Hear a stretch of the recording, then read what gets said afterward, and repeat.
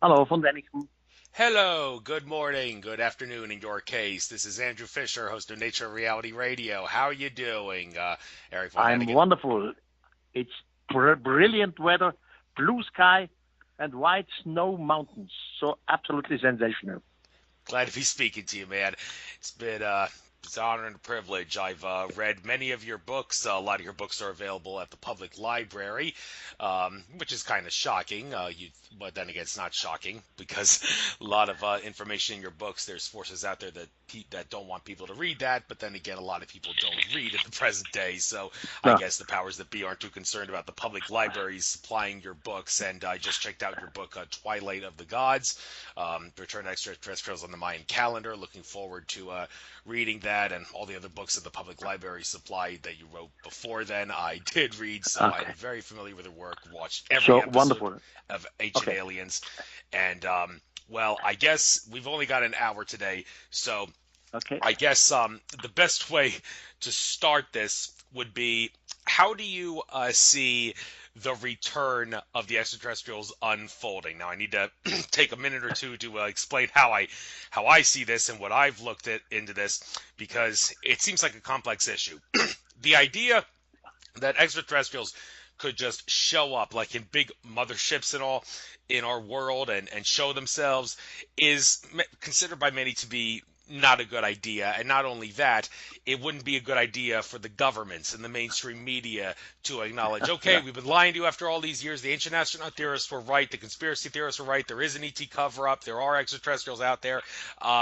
You've been lied to and all because, well, if that happened, many think that it would be Orson Welles' War of the Worlds radio broadcast all over again. There would be chaos in the streets. People would go nuts. People would maybe even, dare I say, commit suicide because they can't handle the truth and they learn that there's other forces out there that are much, much more powerful and of a higher consciousness than humanity. And people wouldn't be able to face it. They can't handle the truth. And so it's been said by many that, well, okay, the government and mainstream media will never, ever, ever acknowledge it, and the ETs, as far as showing themselves, well, I let's just say that I did speak to an individual named Brad Johnson who allegedly channels an ET named Adronis, who said the based on everything that we have, like the information on Earth, like how things are going and all. 2050 would be the year that, if everything goes according to plan, the ETs would be able to uh, show themselves and humanity would be able to face it. Well, that's quite away, and I hope he's wrong. now, now listen, are we on a radio or radio? Or what? This is actually a pre-record, so Uh, I'm gonna upload this to YouTube. It is recording, so I if you wanted to, okay, okay. So the thing is, how do you how do you see this whole thing that humanity will what? not be able to face the truth if the Yes, ETs show themselves, so they won't show themselves, and the governments will never reveal it. The only way we're gonna learn is yes, people just have to like learn on their own and like keep it to themselves no, and discuss it among their groups and friends and peers and all that. listen. Yeah. Now, look, we are part of the extraterrestrials.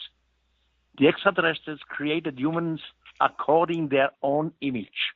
So they know exactly how we function. They know our brain. Of course, they have studied our society. They know our religions. They know our political systems, etc. And they will not shock us because we are part of them. They know how we function. It's like you said before, the government and the religions would never accept it. If extraterrestrials just would show up, they will preach us that this is devil, this is bad, we should not believe in, we should not look to them, etc. So time is not ripe. It needs at least one more generation before extraterrestrials would officially show up. Fair enough. I do think there is definitely some truth to that. I mean, the sooner the better, and let's just hope that, well, maybe there will be a few whistleblowers coming out that will expose a few things like people like Gary McKinnon, who Ancient Aliens has fortunately given a little bit of credit in regards to the work that he's exposed. But one thing I do want to discuss with you is the validity of another individual in the ancient astronaut field, and get your general take on it. That individual is Zachariah Sitchin. I'm not going to spend too Yeah. much time getting into the how I Yeah. know that this guy is genuine and all that stuff about him being a fraud and a disinfo agent is itself a lie. I've explained that on other shows.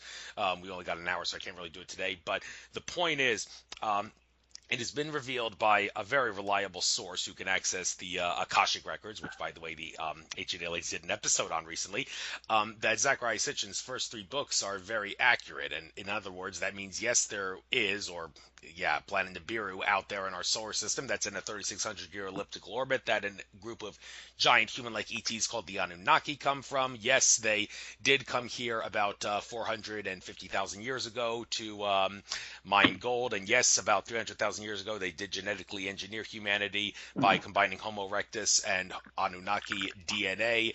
And yes, humanity was created as a slave species. Now, with that being said, did you ever think that Zachariah Sitchin was onto something? And with me telling you this, do you think he No. deserves a lot more credit? Now, listen. I knew, of course, Zachariah Sitchin. We have been talking together many times, and in many things which he said, I am in accord with him. I agree with him. In other things, I not agree at all with him. Many of his Sumerologian translations are simply wrong. There is no 12th planet out there. There is no planet which surrounds around in our solar system every 3,600 years. That's a wrong misinterpretation or a wrong translation from Zachariah Sitchin. But all the other stories with the Anunnakis, with the beings from outer space making us slaves, looking for gold, I absolutely agree with Zachariah Sitchin. In the meantime, he's dead since many years. He's not existing anymore. Yeah, I know. But that's since 2010, and it's Yeah. a lot of information and a lot of disinformation has been spread out there regarding who he was and who he wasn't, which has caused a lot of people to agree and disagree on the validity. Well, he was a journalist. He was not a Sumerologist. He was a journalist by profession. Right. All right. Another thing about ancient astronaut theory that some people see as a little bit of a flaw, dare I say it, is that ancient astronaut theory is of the opinion in general that many of the ETs are flesh and blood and their craft are nuts and bolts. However, I have interviewed a lot of people over the course of the years that I've been doing the show since November 2013 who assert that that's kind of a bad way to look at it. Now, most of the ETs that allegedly come to Earth, they are not of a flesh and blood quality. They are of an angelic, crystalline body, light body nature, and they can exploit the fact that space and time are illusions. Like you talk about ETs need to travel through space and they need to make the most of time dilation. Well, no, in reality, space and time are illusions. These ETs, because they are of such a high level of consciousness, they don't really see the distance in light years as being a problem in regards to traveling to and from Earth, and so their craft aren't nuts and bolts. Their craft actually function on their own consciousness, allegedly. And these ETs, they can travel to and from Earth. Their light bodies are crystal and all, and so to say that they are flesh and blood is kind of a bad way of looking at it, and is kind of a hindrance in regards to understanding who these ETs are. No, listen, can you stop talking once? Yes. I'm a specialist of ancient aliens in antiquity. I have published 40 books about ancient aliens. That means in antiquity, some thousands and thousands of years ago, some extraterrestrials were here in flesh and blood, not as spiritual beings, not as light beings. They were here in flesh and blood because they left traces behind it. They descended with smoke, fire, trembling, loud noise. The whole mountains were glowing. Even in the Bible, you find this description. We have some where the human come together with the extraterrestrials. Some of the educated humans ask them, where do you come from? And they say, we come from such and such planet. They give some names which mean nothing to us because we don't have their names of planets in our planetary list. But anyhow, in antiquity, they were here with flesh and spaceships and blood, etc. Now, it might very well be that among these extraterrestrials, there are other species who don't need any more space crafts. who don't need any more bodies with flesh, who really travel as you just suggested. But in that case, I have never a proof. If I have to prove it that they were here in the past, I can prove it because of the ancient text. I can prove it because of the objects which they left behind, etc. If I deal with just channeling, they are here, spiritual beings, then everyone can tell me something and I have to believe it. But I don't want to believe. I want proof, hard proof. And hard proof I do not find if somebody just tell me, well, I was in contact with them in a spiritual way. Then I have to believe it. I don't want to believe. That sounds perfectly reasonable. Based on what your evidence shows, then, well, by all means, only show what your evidence shows. And if you don't want proof, then by all means show the proof. I wanted to ask you another thing about our ancestors of the past, our forefathers, the way they depicted what they saw. Well, in most cases, that's probably true. That a lot of the depictions we see are what in the past are what our ancestors saw, what they believed is real and all that. However, it has been asserted by some that maybe not all the depictions were actually what they saw, but maybe what they were brainwashed to believe. Now, I do realize this may not tie in with your work all that much, but there is a belief out there that all the religions of the world and all that, they were created by some not so good forces out there who wanted to suppress human consciousness by making us not realize that we're infinite consciousness and all that, so, and believe in some sort of a higher power and all, and because of that, they in my opinion, the religions are just misunderstandings.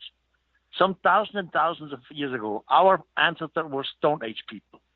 Seen from a technical point, they were primitive. Now spaceship arrives, extraterrestrial spaceship, with smoke, fire, trembling loud now. Out of these spaceships, some supreme beings came. So our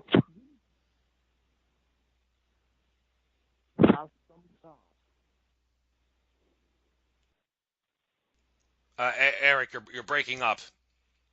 I can't hear you now. Some thousands of years ago, they were here.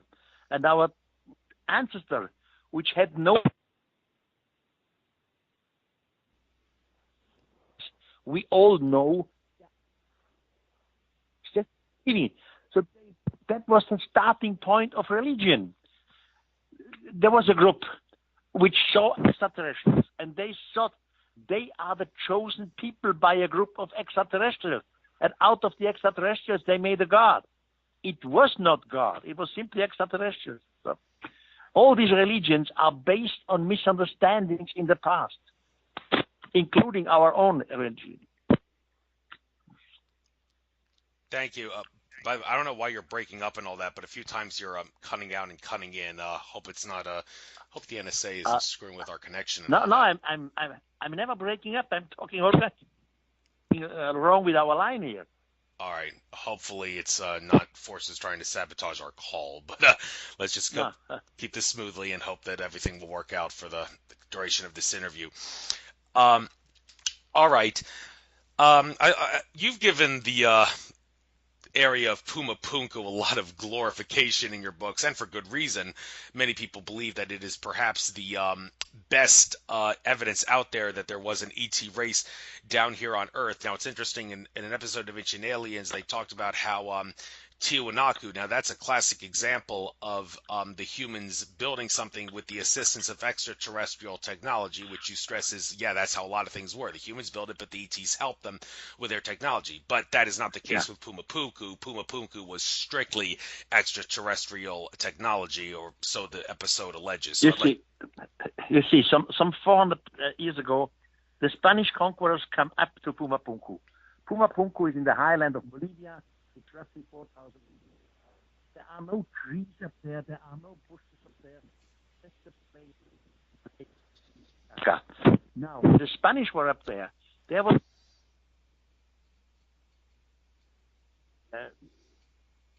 Incas were standing next to them. And the Spanish priest, who knew a little the language, asked the local, "What is this?"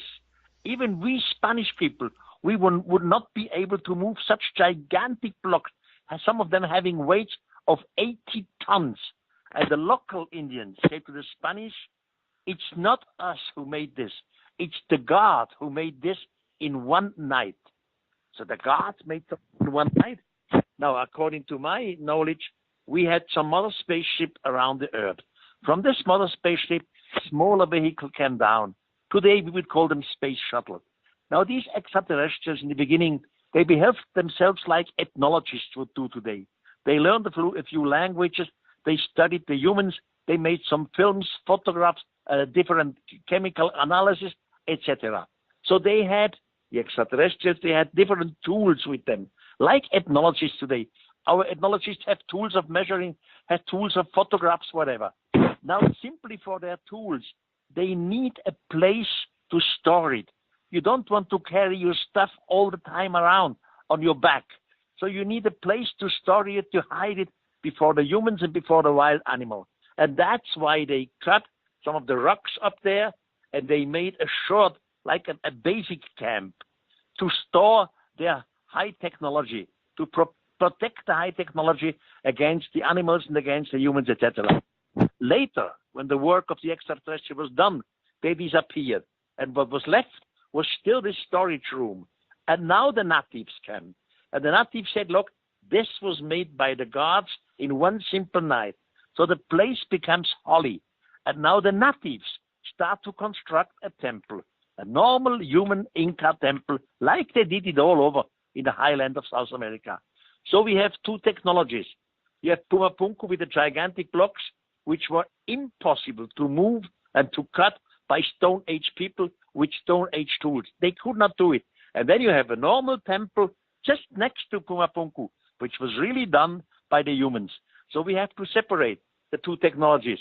By the way, in Pumapunku, they have cut block in the way like today, Lego blocks.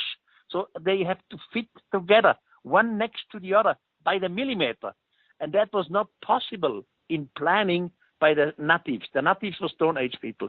So we have the proof for extraterrestrial work in Pumapunku. No question about it. Now, switching gears, I'd like to ask you about something that is one of the more controversial things that ancient astronaut theories discuss. Some choose to discuss it, some choose not to discuss it. The Ancient Aliens did an episode about it, and that is the idea of the reptilian agenda. Now, Chariots Of The Gods, he actually said in that episode, I do not subscribe to the reptilian agenda. I think there's a better way to explain the condition of humanity here on Earth than to suggest that we are slaves to a race of evil reptilian extraterrestrials who feed off of our fear and want to keep us in a state of low consciousness and fear and perpetuate bad things going on Earth. So what do you think about David Icke's theory? Yeah. I think nothing. I've nothing for this reptilian idea. In my knowledge, this is nonsense. We had nothing to do with reptilians. The extraterrestrials who were here some thousands of years ago were not reptilians.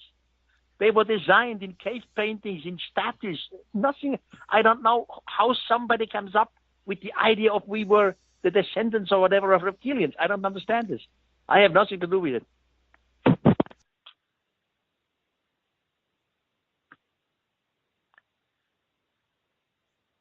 Hello. Oh, sorry. I was on mute and I didn't realize it. Okay. Hello. Okay, fair enough. You don't want to discuss reptilians. Hello. Hi, we just broke up, didn't we?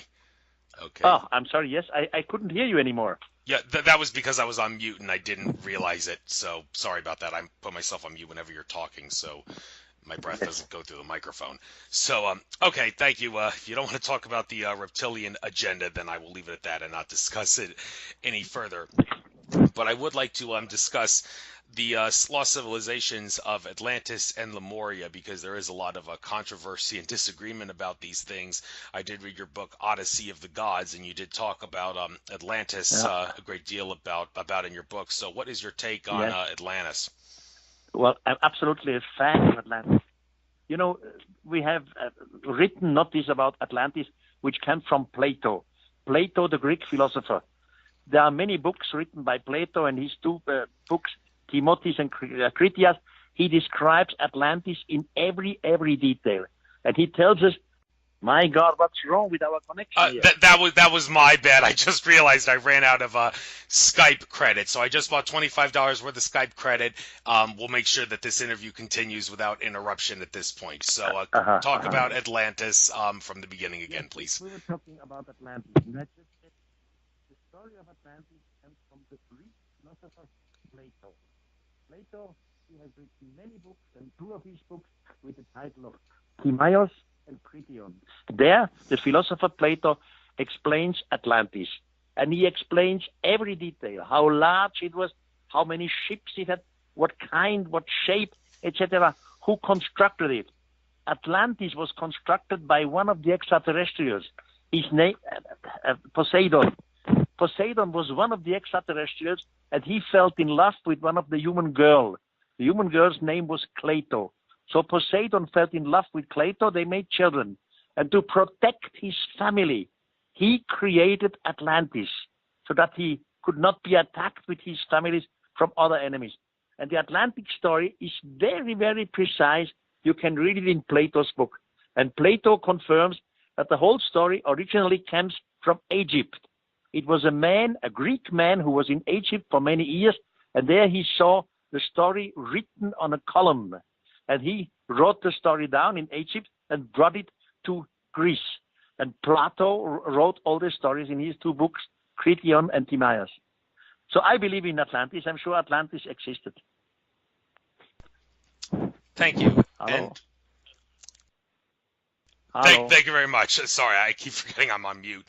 Okay, so in regards to what our ancestors knew about the nature of the cosmos, there was a documentary that was on the UFO TV, the Disclosure Network YouTube channel, which was called Knowledge of the Forever Time, where they talked about how many of the depictions that we see in the caves and drawings of Southwest America, a lot of people think that they're like gray aliens and their depictions and all that, but they're actually, according to that documentary, depictions of galaxies and clusters of stars and things throughout the cosmos. And our ancestors, many would believe, would have no way of knowing what the nature of galaxies look like. They would have no idea that our Milky Way was shaped like a spiral. They wouldn't know like there was an Andromeda galaxy and all that near us and what it looked like and all that. But of course, our ET ancestors, they would have told us what these things look like, allegedly. And so they were depicted in these cave drawings and all that. As far as what the nature of the cosmos looks like, what have you researched? What did our ET ancestors tell us? This is what the cosmos looks like, and we want you to... Yes. Yeah. Look, one of our ancestors' name before the Great Flood was Enoch. Enoch was taken by the extraterrestrials into their spaceship. Enoch learned the language of the extraterrestrials. Enoch later wrote many books, and Enoch received studies in astronomy. For example, it starts in the beginning. One of the extraterrestrials says to Enoch, "Now, human, look out at the small window. Do you see this small light out there? You humans call it moon. But the moon has no light by itself. The moon receives his light from the sun." And then he explains him why the moon sometimes is half full, empty, or full moon, etc. This continues. The extraterrestrial says to Enoch, "You see these other little lights out there? You humans call them stars. But your sun is a star like all these lights out there." And then he explains us that around our sun, many planets are revolving. One of the planets is our Earth, and it revolves in 365 days around the planet, plus some leak hours. So very, very precise. And Enoch receives definitely information in astronomy, so about the galaxies and about all these things. This is written down in the book of Enoch and in one of the old Egyptian books named Hittat. So we have received courses in astronomy. So I'm not surprised if we find some descriptions of old spirals and galaxies, etc. The teachers were the extraterrestrials. Right. And another thing that's discussed nowadays that people are jumping on the bandwagon more so is the whole idea of quantum physics and the whole idea of quantum non-locality, which Einstein called spooky action at a distance, where put one particle somewhere, another particle somewhere else, no matter how far they're separated, you do something to one particle, the other particle will instantly do what the other particle did. Our ancestors allegedly may have known about that, and that, many assert, is the whole secret behind how some of these ETs, like as far as the distances go between space and the many, many light years, some can actually, like I said earlier, exploit the fact that space and time are illusions, and quantum non-locality, spooky action at a distance, is the key to how it's done. And just recently, I believe the Chinese were able to teleport a proton down from Earth up to a spacecraft above the Earth's atmosphere, which opens up a whole new can of worms in regards to teleportation and all that. But listen, in the old writings of mankind, we find nothing about quantum physics. This is all much too complicated to learn. Even we today, we understand nothing. So our Stone Age ancestors, even if the extraterrestrials would have taught them, they would not have understood nothing about quantum physics. So it might be that in present, this is important. And what you just mentioned, these examples where some particles can be at two places at the same time. This is all reality, but it has nothing to do with the visitors from outer space some thousands of years ago. Okay, and based on your research, where there's a lot of controversy and disagreement as to where our ET ancestors came from and what they look like and all that. But in general, I want you to give you the floor to discuss where, if you had to pick, give the names of star systems, where did ETs come from, and the ETs that come from there, what do they look like? Now, look, it might be that out in the universe, there are complete different species. Maybe there are some species who look like flying elephants or others who have tentacles, etc. All this is possible. But there is one theory. The theory was brought forward 80 years ago by the Swedish Nobel Prize winner Svante Arrhenius. And this theory is called panspermia. Panspermia means somewhere in the universe, the first intelligent form of life started. And this form of life had an interest to spread out their own life form in other parts of their Milky Way. By doing this, in a starting point, you don't send any spaceships.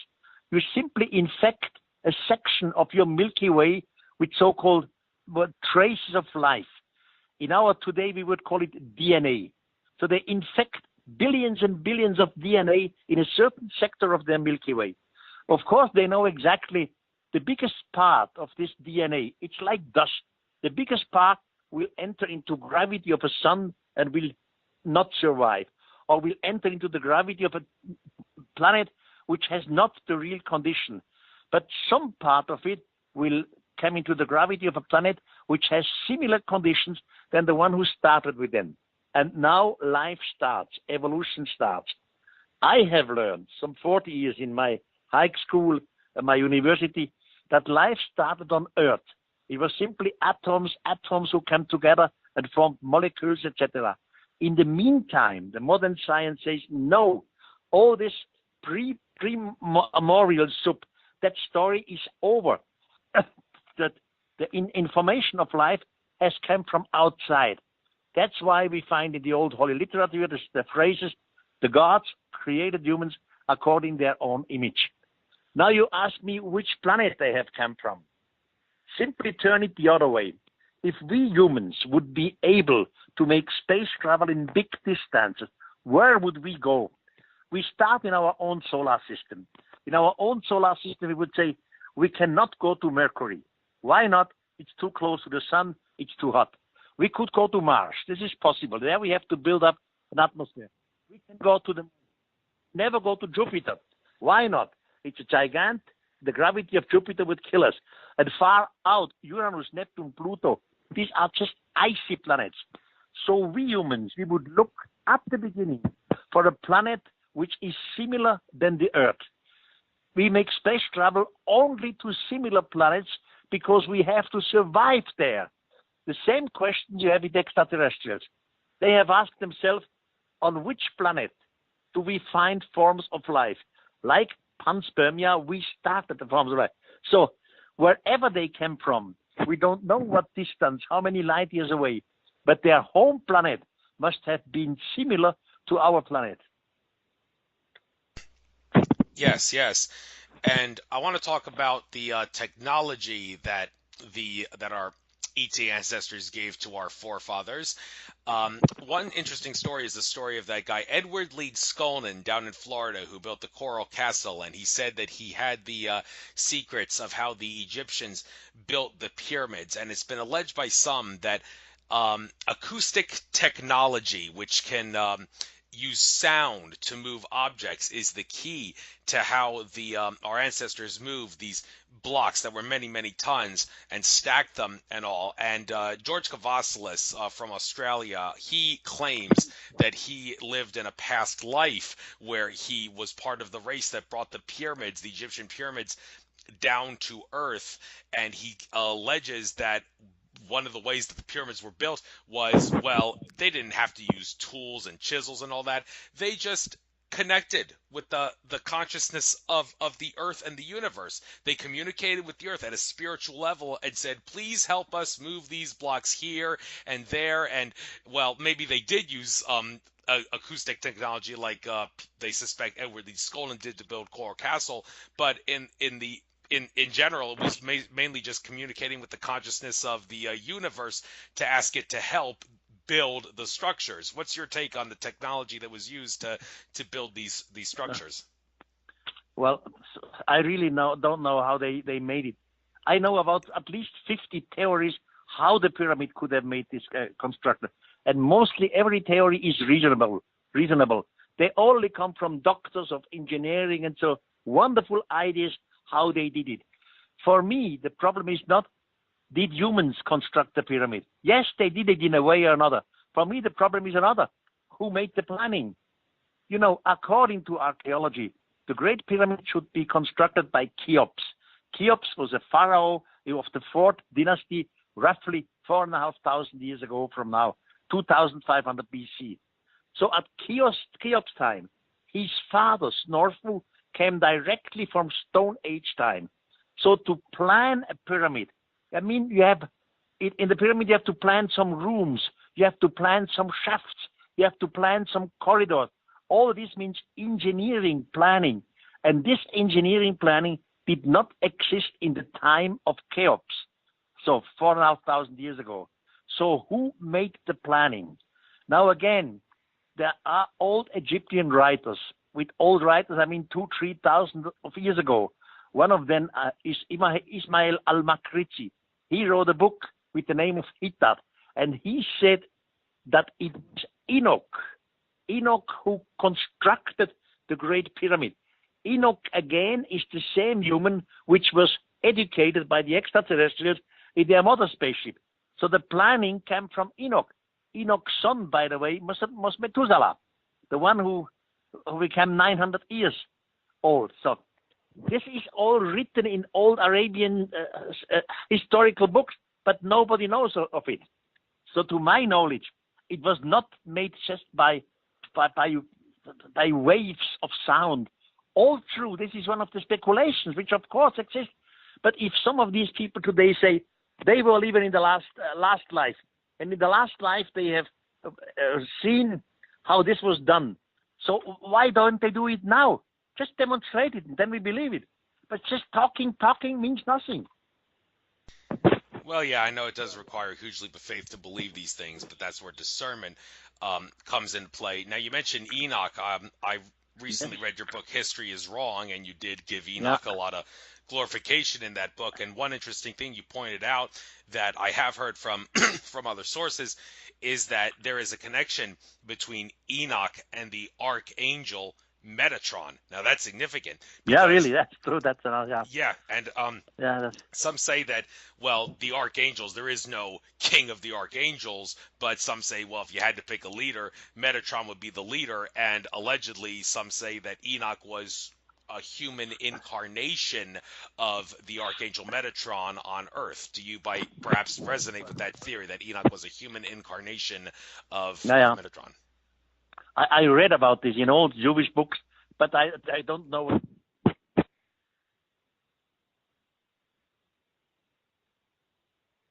Hello. Yeah, you were breaking up again. I'm sorry. Uh, Sorry about a connection. Go ahead. no, it's okay. I said, I read about all these stories, Tatron and other archangels, but I don't know what is true or not. In my belief, you see, we have words in our religion like an angel, but these angels, even in the Bible, they had sex with humans, or in the book of Enoch, they had sex with humans. In the Bible, you can read just Moses, the beginning, Moses 1:8, and when sons of the gods saw that the daughters of men were beauty, they took them to wife. So they call it fallen angels. But in reality, angels have not fallen. If angels would be messenger, spiritual beings, they would never use sex, but they made sex. So the word angel is wrong. When I was a boy, they teach me in Switzerland and said, Erich, when you live correctly, when you do not kill somebody, when you do not harm somebody, when you do not lie somebody, finally when you die, you will come to heaven. Heaven is the place of absolute happiness, because in heaven you are united with God, and there are the angels, the place of happiness. Later, as an adult, when I read the old Jewish text, there was a war in heaven. One day an archangel with the name of Lucifer came with his disciples before the throne of the Almighty God and said, we do not serve you anymore. Then the Almighty God asked for the help of the archangel Michael, and Michael threw Lucifer out of heaven. That means a war in heaven. If heaven would be the place of absolute happiness, united with God, then you have no opposition. Then there is no war. So we have mistranslated the word heaven. We should translate the word heaven into space. We should translate the word angel into extraterrestrials. And slowly it makes sense. We only need about 10 words, keywords, in the old text, which we have to translate in a modern form. And all these old texts make sense. And this is done right now. I know a professor of Sumerology in Germany, his name is Dr. Burger, who has now translated Sumerian cuneiform text with these modern eyes. And he tells me, enthusiastic, Erich, it makes finally sense. In the past centuries, our translators were brilliant men, professors, doctors, all honest people, but they all believed in psychological explanations. They all were believers. Nobody was a technician. So now we're translating the old text in modern form. It makes sense. And that's exactly what we have to do. Yes, another thing about Enoch was he was taken up to the sky for many, many, many years.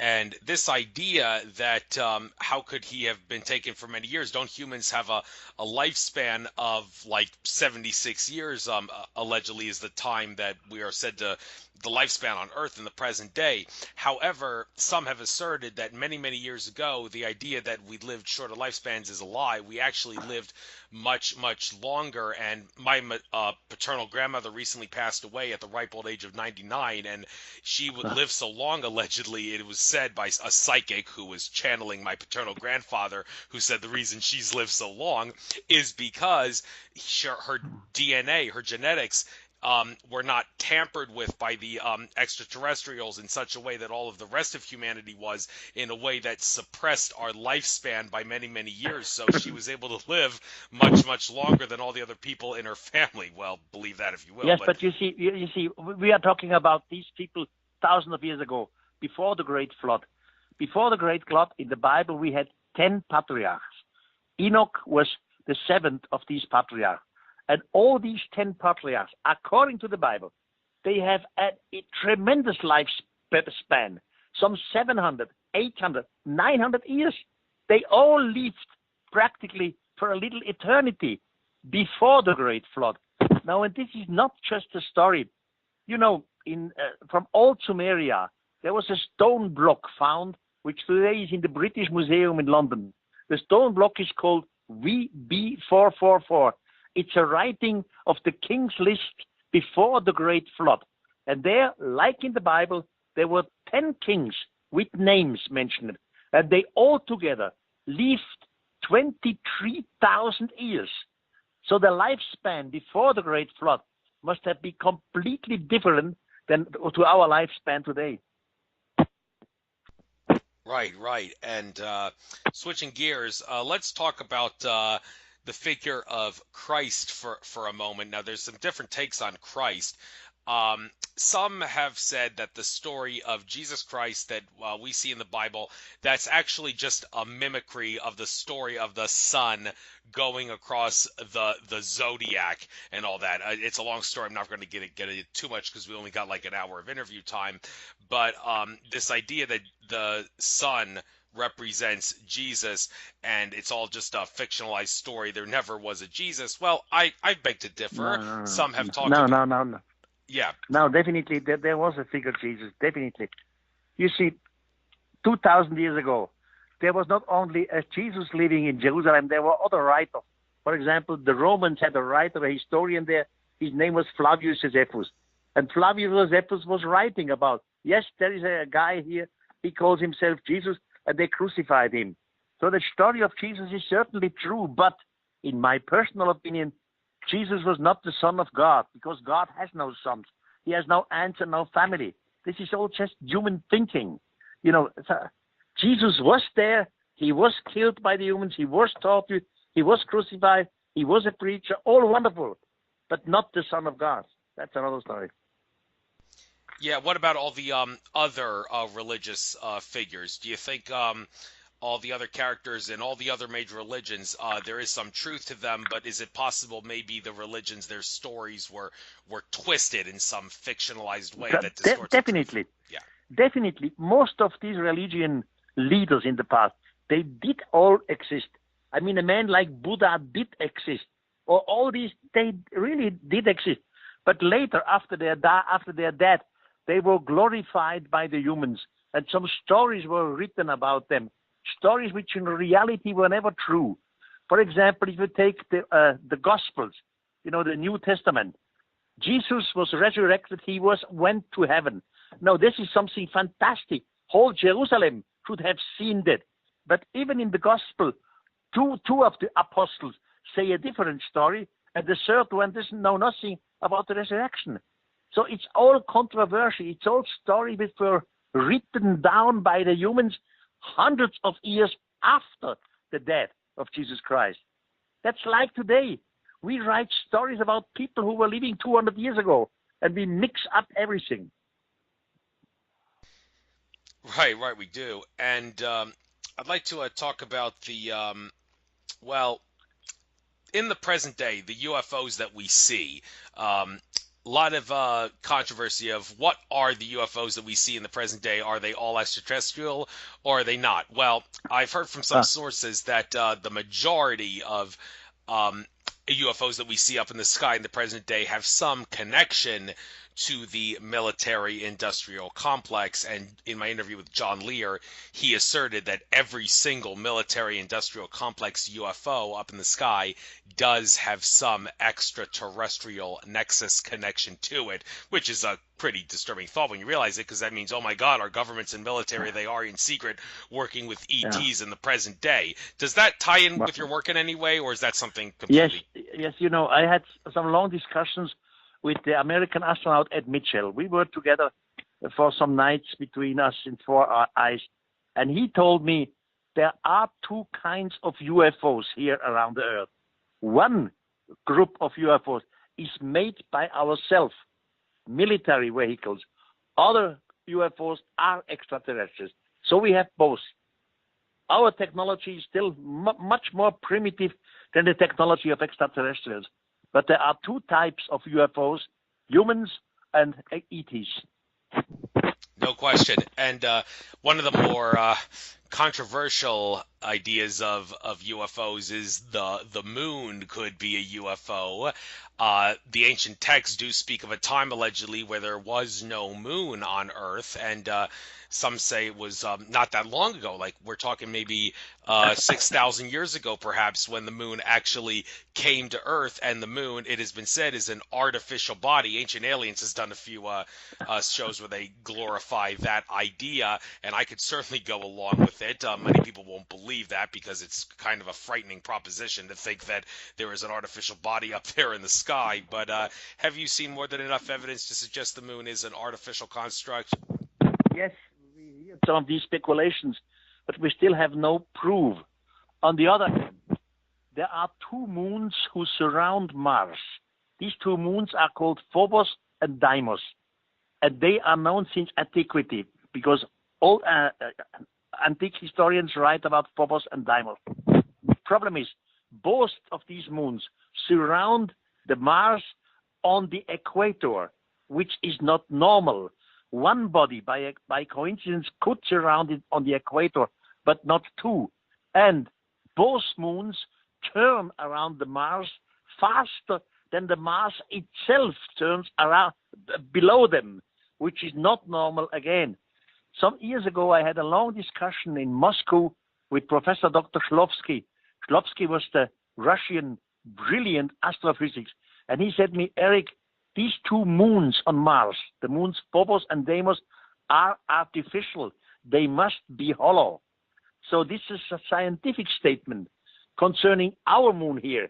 We know, I mean, it's 384,000 kilometers away from the Earth, and it's a big body. To imagine that this body is hollow is a little hard. But I know, on the other hand, there are some measurements which say at least under the surface there must be hollow rooms on the moon. But finally, before we have a scientific proof, we can say nothing. All right, and another astronomy-related issue, or should I say astrology-related issue? Well, let's talk about astrology. I do follow astrology pretty closely myself, and I do believe there is definitely truth to the idea that as above, so below, what happens here on Earth is a smaller reflection of what happens up in the cosmos. So the idea that the movement of the stars and the planets can be used as a map to guide out your life and plan out your life in such a way is definitely for real.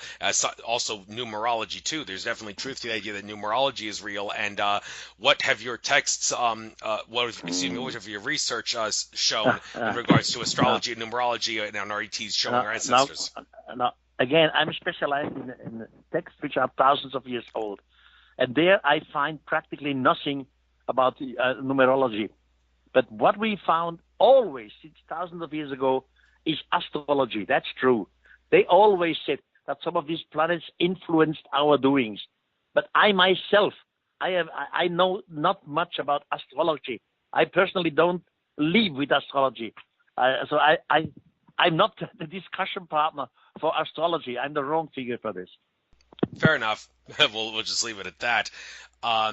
Another controversial issue about what the nature of extraterrestrials are like. I've listened to some shows and videos on YouTube where they talk about how the nature of outer space is completely different from what mainstream science tells us. One noticeable idea here is, well, there's been videos that show the sun allegedly having its energy siphoned off of it by some sort of what appears to be a giant being. And it has been said by the guy who was narrating this video that I saw that just like how in the ocean here on Earth we have it's teeming with life, lots of different life, different creatures and all that. Even down deep in the ocean there's some really far out creepy looking creatures.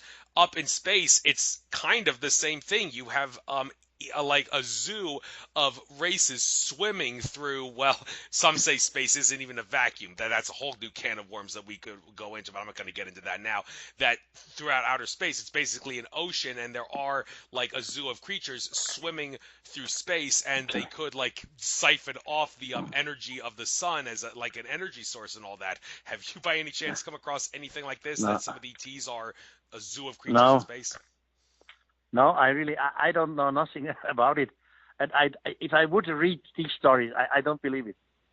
You know, we have things which we see in our telescopes, which we see wrong or whatever, atmospheric conditions or whatever. I have no idea.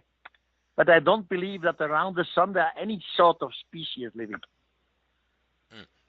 All right, but as far as mainstream science goes, it has been asserted that by many in the alternate research field that the idea that stars are powered by nuclear fusion is actually an enormous lie, and that the nature of our universe, it's an electric universe. And this is significant because people say that if the universe really is of a electromagnetic nature, then life could exist in a much more prominent level than mainstream science would lead us to believe. Mainstream science would lead us to believe that life would have to exist in a planet like Earth that's in the Goldilocks zone, as they call it, that's just the right distance from the sun and all that. But if you believe that the universe is of an electric nature, where the stars are actually electric and now powered by nuclear fusion, and the planets, and this is John Lear talking, John Lear told me this in my interview with him, that the planets have their own consciousness filtering system, which allows for life to exist on the planet regardless of how far it is from the sun. So anyone who says a planet needs to be in the Goldilocks zone is being way too conservative. Now, I think an ancient astronaut theorist would be very open to this, because it opens up a whole new can of worms to the idea that there's more races of ETs out there than we're led to believe. So do you think maybe mainstream science has lied to us about the nature of the stars and the planets? But our astronomers finally, some 50 years ago, they have measured the distance between the Earth and the Moon, roughly 384,000 kilometers, and they sent some space probes to the Moon, and they were on the Moon. So then they calculated the distance to Mars. Mars has, of course, different distances because it orbits in an ecliptic around our sun. And then we have sent space probe to Mars. Today we have probes on Mars. That means the human calculations of the distances and of the ecliptic form is correct. And this is not spiritual stuff. I don't know what these people talk about. I cannot follow. Oh, okay. Well, I've talked about it on some of my previous shows, so I bring it up to give the listeners something to think about. But if you don't really want to discuss it, that's perfectly reasonable. No, I don't know nothing about it. I don't know nothing. I know that astronomers have calculated the distances to all the planets in our solar system. They have calculated the distance to the sun. We know how long the light from the sun takes to the Earth, roughly 8 minutes. And all these calculations by our brilliant scientists were correct. So I don't see the necessity for other ideas which we cannot measure. Soon as the other part comes with exact measurement and exact proof, this would be wonderful. Then we change our opinion immediately. But we need proof, not just talks. Yeah, of course, there's a lot of people in the flat Earth theory who would disagree with what you're saying, but which is completely ridiculous. I know. When I hear flat Earth theory, this is so damn ridiculous. You know, not only that we have measured, that we have photographed the Earth from the Moon and from orbit, they say it's all fake. It's not fake because our astronauts have left on the Moon a special metallic plate. And with this metallic plate from Earth, we can measure the distance from the Earth to the Moon.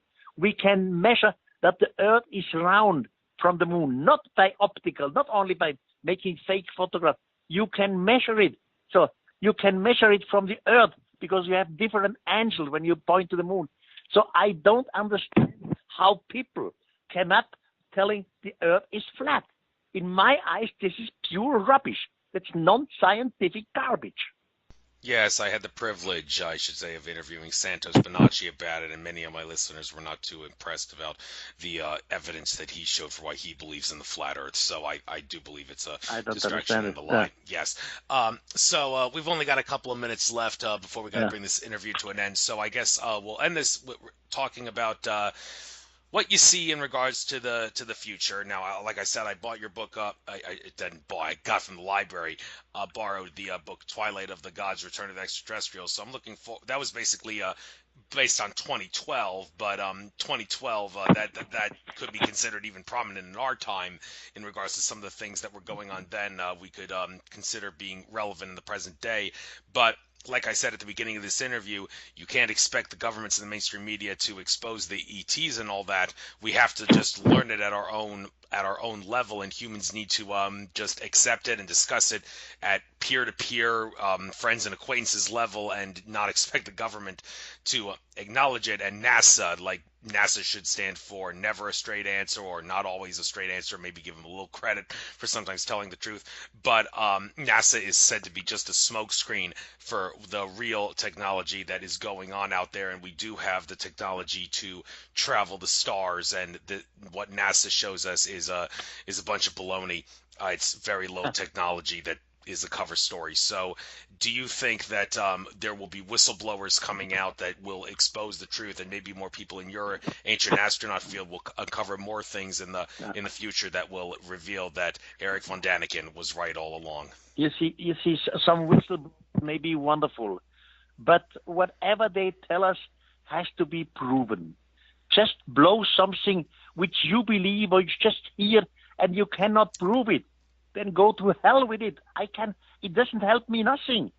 I'm a man who stands with both feet on the ground, and I'm open to everything. For me, everything is possible, including that time does not exist, whatever. But I want some proof for it. And that's my position. And whistleblowers, wonderful. But when you come with stories up, please prove it, prove it, prove it. If you cannot prove it, shut up. Right. And a lot of controversy about what proof could be considered valid proof, but that's all based on the eye of the observer in many ways, and the truths that we claim to depend on our point of view. So, Erich, it was a pleasure speaking to you. I'm glad I was able to get a hold of you. Sorry about the interruptions and all that. I didn't realize that. Doesn't matter. Yeah. Yes, thank you, and bye-bye. Good luck. Take Bye-bye. care. Ciao. Bye.